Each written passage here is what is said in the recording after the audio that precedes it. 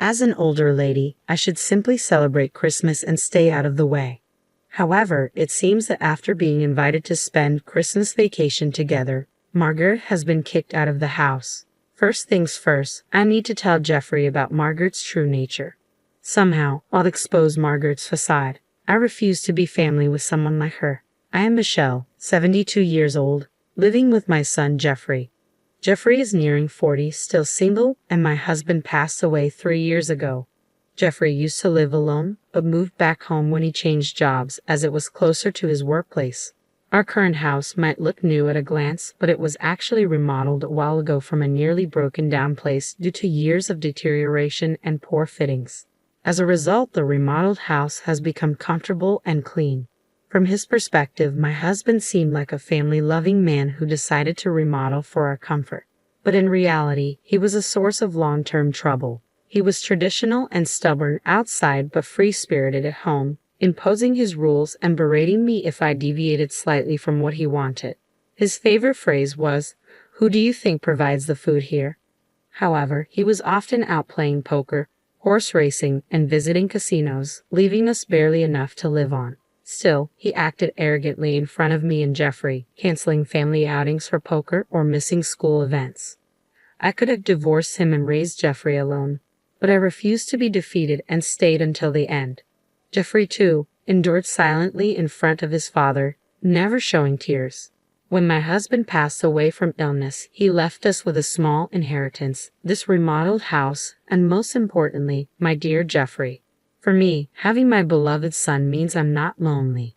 Unlike his father, Jeffrey has always been kind, selflessly caring, and unable to ignore someone in trouble. But he's also self-sacrificing, hesitant to express his opinions, and tends to be swayed by others. I worry his excessive kindness might lead him into trouble someday. His current workplace has a good environment, but is mostly male-dominated, with little talk about women. Now that my husband is gone, I'd be alone if Jeffrey marries. Though it would be lonely, I hoped he would meet a wonderful woman and start a family. Then one day, Jeffrey made a sudden confession. "I've promised to marry someone. I want her to meet you, Mom." I was overjoyed, almost jumping up. Jeffrey, nearing 40, working among men, commuting between work and home, living with his mother, he's not the most sought-after type. That a woman wants to marry him is such a joy. If things go smoothly and Jeffrey marries her, he will, of course, leave my side. It would be a lie to say I wouldn't feel lonely, but as a mother wishing for Jeffrey's happiness, I couldn't be happier.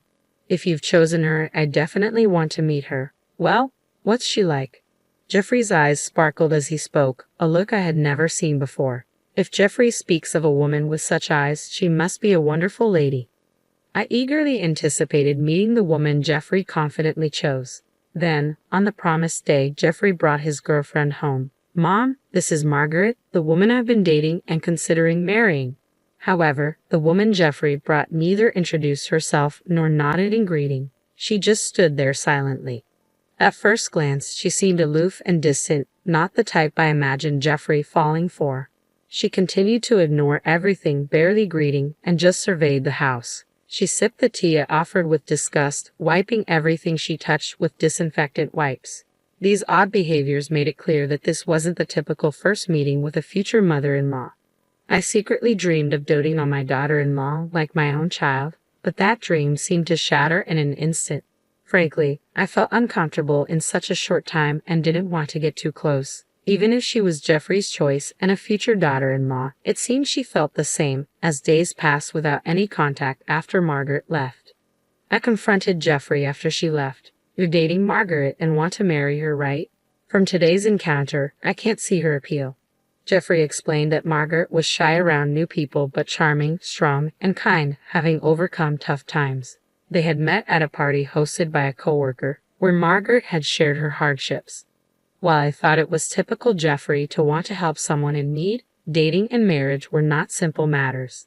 However, considering today's behavior and how they met, Margaret seemed like a complicated person. Despite appearing cute in the relationship, I had a feeling it would be difficult if they lived together. Then, one day, Jeffrey announced he was moving out, probably because of Margaret. Watching Jeffrey with mixed feelings, he murmured quietly, "I didn't expect Margaret to go ahead with it at this time. Apparently, they had discussed deciding on a date and making the commitment as a couple, but Margaret had gone ahead and submitted the marriage application alone just before noon that day. It seemed unreal, but Margaret couldn't wait and had bound them as a couple without Jeffrey's knowledge. Considering the first impression, Jeffrey's stories, and this unilateral action, it raised concerns. I felt nothing but anxiety. Are you sure? Okay, it's fine, I reassured myself. Margaret is a kind woman. Then, I received a message from Margaret. She wanted Jeffrey to choose his wedding gift from several options she had sent. When I checked the items, they were all worth several $1,000s. Even for my son's wedding, that's not an amount I could easily afford. Margaret's actions, showing such rudeness upon submitting a marriage application without Jeffrey's knowledge to become a couple, and then demanding ultra-expensive home appliances, were simply too audacious. It was surprising that Jeffrey chose someone like her as a life partner. But to celebrate his new beginning, I decided to give them a state-of-the-art high-performance air conditioner. Margaret will love this air conditioner, so I guess this will be my wedding gift to you too, I told Jeffrey. All right, Mom, thank you. I appreciate you listening to Margaret's request, Jeffrey responded. It wasn't cheap for me either, but I splurged for the sake of Jeffrey and his beloved new life. Even after installing the air conditioner Margaret wanted, I received neither thanks nor any contact from her. Is this how people are nowadays? Time passed without any particular communication from Jeffrey or Margaret. They were living in an apartment in the next town, less than an hour's drive from my house, but I heard nothing from them. It's not too far for a visit, but they must be busy with work in their newlywed life, I thought, so I refrained from contacting them. However, a situation arose where I had to reach out. My brother, Jeffrey's uncle, had passed away. He was an uncle to Jeffrey, too, who had loved him when he was a little boy, although he was in contact with him less frequently now. Jeffrey was fond of him as a child and wanted him to attend the funeral, even if he couldn't make it to the wake. Having not spoken for a while, I wanted to hear his voice and called, but no matter how many times. I called Jeff's mobile, but it wouldn't connect. Even worse, when I tried the next day, I got a message saying the call couldn't be connected. It seemed like I was blocked. The kind Jeffrey who always stayed in touch over small matters, blocking me? Hard to believe. But with no way to contact him and the funeral not waiting, it proceeded without the Jeffrey couple. Half a year later, Margaret suddenly contacted me. Michelle might be lonely this summer, and Jeffrey has a middle school reunion around the end of the year, so he wants to let loose. Can we spend Christmas vacation at your place? She brought up spending Christmas at my house without mentioning the wedding gift or the blocked calls during the funeral. To her, maybe those incidents weren't a big deal. It seemed Margaret didn't even consider the possibility of me refusing. Despite my reservations about spending time under the same roof as Margaret, I agreed, hoping to see Jeffrey after so long. Sure, that's fine. I look forward to seeing you both. It's been a while. Then, at Christmas, they visited my house. There was a slight discomfort with them around. They were always together, not in a lovey-dovey or happy way, just together. Margaret followed Jeffrey even to the bathroom or when he needed to fetch something. At first, I thought she had business in the same direction, but it seemed not. It might sound harsh, but Margaret's gaze and movements suggested she was monitoring Jeffrey, ensuring he didn't do anything unusual. I was shocked when I caught a glimpse of Jeffrey's face as I stood up to serve tea. Jeffrey was looking down, avoiding eye contact with Margaret. I struggled to understand why they were in such a situation, but the reason for their behavior would become clear later in the evening. Jeffrey left for his middle school reunion, feeling awkward. Alone with Margaret, I stood up to clean as usual. I started vacuuming, but suddenly the vacuum cleaner stopped. It was working fine yesterday. At that moment, with a loud bang and a strong impact, I found myself knocked over into the garden along with the vacuum cleaner. Luckily, I was wearing thick socks, but with the snow outside, I'd freeze if I stayed there. Who would do this? A suspicious person? A burglar? As I tried to get up, I saw it was Margaret who had thrown out the vacuum cleaner and me. Older lady, celebrating Christmas out here suits you, Margaret said. What? Wait, Margaret, do you realize what you're doing? I exclaimed. Shut up, older lady. I'm looking forward to the times while he's gone. It'll be a great night without you in the way. Sit. Don't interfere, she snapped. Saying that, Margaret started making a phone call to someone, apparently a man, judging by the name she called. Her flirting voice and the way she spoke suggested she was planning to meet a lover in this house. Indeed, the house was newly remodeled and minimalistic, thanks to me. But who would think to use their mother-in-law's house, where their husband grew up, to cheat? Margaret, it seemed, was the type to kick out her mother-in-law and bring her lover over, taking advantage of Jeffy's absence. I found myself in the snowy yard, kicked out and left to fend for myself. But I had a plan. Donning an old pair of shoes and a jacket from the shed, I decided to fight back. Firstly, I doubted Jeffrey knew about the affair. Even Jeffrey, who was kindness personified, would surely react if he knew his beloved wife was cheating on him. I needed to contact Jeffrey immediately and have him witness the affair about to happen in this house. But since my calls were blocked on Jeffy's mobile, I needed a different approach. That's when I thought of Jeffy's childhood friend. They had been close through college and often dined together even after graduating. The friend ran a deli inherited from their parents in the local shopping district. I headed there desperately hoping for some information. At the deli, I found his parents, who said he might be at a reunion at a pub in the same shopping district. I rushed to the pub, hoping to catch Jeffrey. Luckily, I spotted Jeffrey running from a convenience store. Good timing. Margaret kicked me out of the house. She's planning to spend time with some man there. I heard her talking on the phone. Do you know anything about this? I asked. Margaret cheating? No way, Jeffrey exclaimed. He immediately left the reunion and headed to my house. I wanted to go too, but he said it was too dangerous since we didn't know who the man was and asked me to stay away. I hid in a nearby business hotel, leaving the matter between Jeffrey and his wife to him. The next day when I returned home, I found Margaret beaten up in the garden, naked. Older lady, don't you care to help your daughter-in-law? I can't even get into the house. How did you raise your son? She snapped. I couldn't believe the gentle Jeffrey would beat his wife to such an extent and leave her in the garden. Entering the house, I found Jeffrey drinking coffee. Margaret is naked in the garden. What happened? I asked. I don't know. She was arguing with a lover last night, so maybe that's it. She's going to be nothing to me now, so it's not my business, Jeffrey replied indifferently. While I took refuge in the business hotel, Jeffrey had confronted Margaret and her lover at the scene of their affair. Thinking it might serve as evidence, he took photos of the lover's face and even recorded the encounter. I was impressed by his calmness in such a bizarre situation. From the recording, it seemed the lover, not expecting Jeffrey's return, lashed out at Margaret in anger.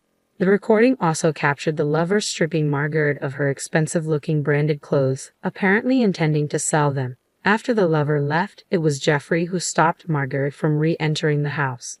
I think you understand from the recording. Margaret isn't repentant. She married me for money and convenience, and she keeps saying her lover is her number one priority. I have to step out for a bit, so I'll leave Margaret's matter to you, Mom, Jeffrey explained. Leave it to me, I replied. What do you mean?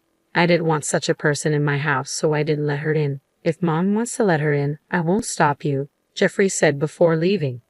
As far as I was concerned, my daughter-in-law had been awful to me, and now she had gotten her just desserts. I felt no obligation to help her for no reason and decided to leave her as she was.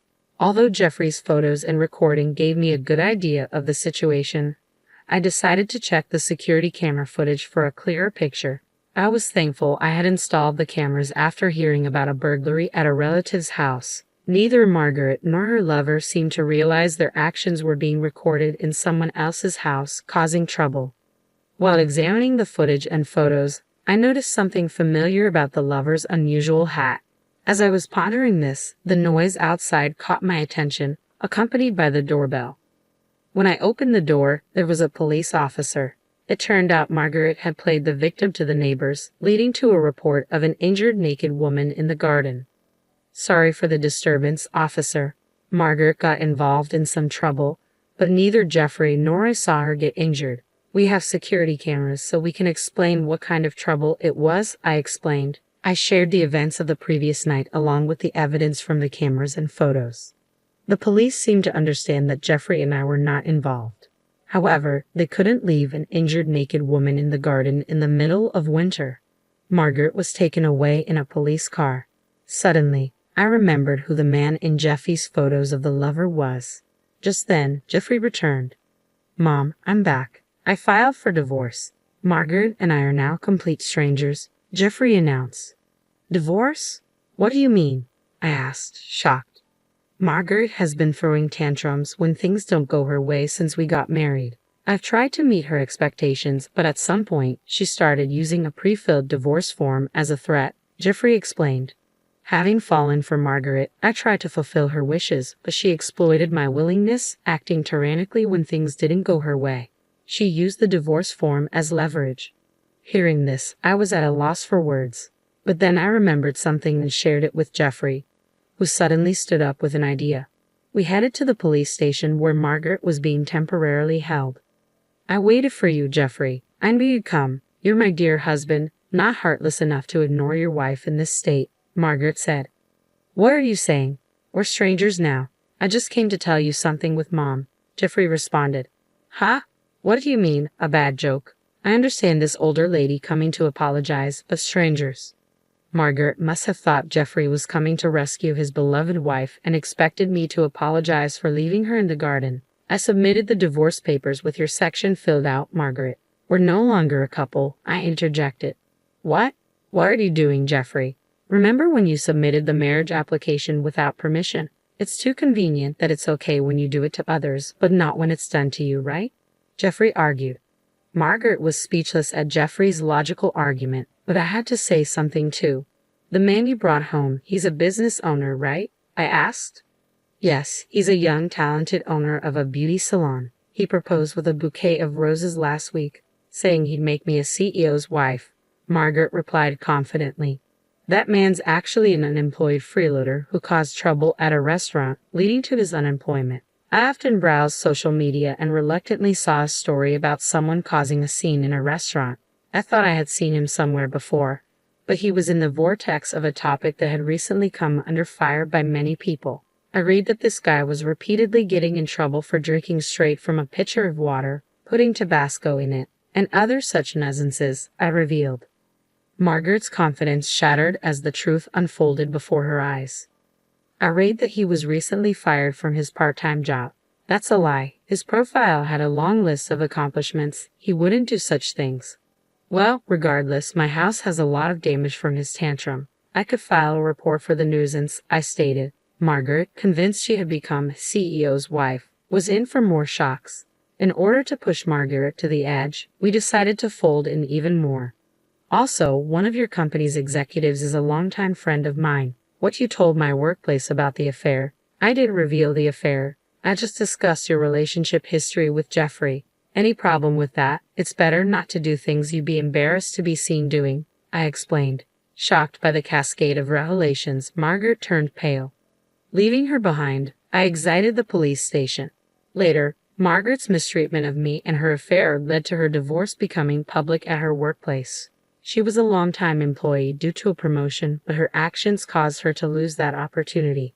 Her terrible behavior led to her being transferred to another region where everyone knew about her, resulting in her worst ending due to her infidelity. Why is everyone avoiding me? I was just in a pure romance with the talented CEO. Are they jealous of me, who could have been a CEO's wife? Margaret exclaimed. Tell a friend of yours on the board to stop the stupid workplace bullying. You think you're being ostracized and bullied just because you're out of place after being transferred? That's a naive way of thinking. There's nothing I can do about it, sorry, I responded. Eventually, Margaret had nowhere to belong at work and ended up resigning. Worse, she became homeless. How can you leave me, your ex-daughter-in-law, without a home in the winter? Isn't it heartless to have a woman shiver outside? Margaret accused. What are you saying? Who kicked Mom out into the snow-covered garden? You're only thinking of yourself. Your words and actions don't match, Jeffrey retorted. The apartment where Jeffrey and Margaret lived was company housing for married employees, so Margaret was evicted due to the divorce. Despite this, Margaret, not giving up, repeatedly harassed Jeffrey. You're there, aren't you? How can you not help your wife in trouble? Don't you have any kindness? Margaret pleaded. You expect kindness from others while ignoring your own actions. But I guess explaining this is useless, I remarked. Not satisfied with harassing Jeffrey, Margaret also came to my place, even following me to the supermarket. Can you leave your daughter-in-law in this situation? Would you do the same to your son? Your son abandoned his troubled wife, abandoned his troubled daughter-in-law. You brought this upon yourself. Remember your actions, Margaret cried. Each time the security system activated or bystanders called the police, making Margaret known as a troublemaker in town. Exhausted by her persistence, Jeffrey and I consulted the police and obtained a restraining order. Margaret, looking for a new target, started attending matchmaking parties. But with no money, job, or proper appearance, she was turned away at the door, becoming infamous as a party crasher. Finally, Margaret's assaults stopped and we lived in peace. Mom, I was out of my mind back then. Margaret cut me off from home, screamed at me all day. I finally came to my senses. I'm so sorry. Jeffrey and I are living together again. Whether Jeffrey remarries or stays with me, I'm happy as long as he shows true kindness to others, I expressed.